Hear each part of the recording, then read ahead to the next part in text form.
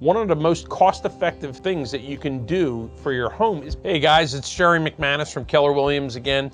We're here to do part 2 of increasing your home's saleability. One of the first things that you could do is that you can help to increase the security around your home. Now, that seems like a big project, but what does that mean? Like, say for the sake of argument, you have a lot of bushes and things of that nature. What you want to do is you want to trim them back so that folks it'll open up your yard. Another one of the things that I think is going to be very important is fencing. And let me ask you a question. Is your fence in good repair? Because think about it, gang. This is an extremely important thing. Folks that are buying your house, there's a good chance that they may be coming in with kids. They want to see that the backyard is secure, both for pets. Just think about your little dog and your cat. You want to let them out, but you don't want to let them run through the neighborhood. And the same thing with your children. The second thing is going to be very important are updated colors.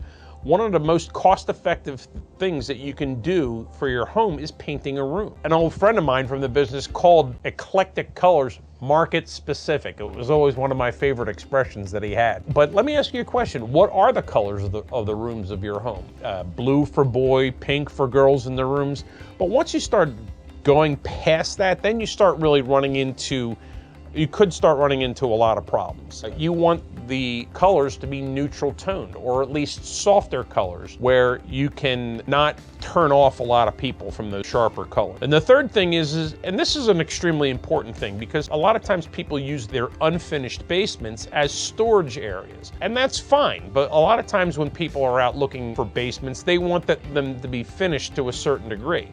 And I know that that can get pretty expensive, but one of the things that I have seen that people have done is they'll take a 2-step, 3-step if you really want to go crazy. Folks put like dry lock around the walls, and what that does is that brightens it up. It'll help cover any kind of discoloration that's caused by effervescence, like moisture that seeps through the cinder block. A second thing that folks do is that they'll take their concrete floor in their basement and they'll put an epoxy coating down. What that does is that really makes the whole floor look brand new.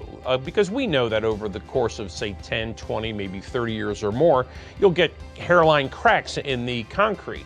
What this does is this helps fill in the cracks and brings a uniform finish to the basement floor. Those two things really do help make the basement look brand new. But like I said earlier on, if you want to go crazy, there is a third thing. What you can do is you can then turn around and you can paint the floor trusses as you go around. And some people, I've seen them put in white.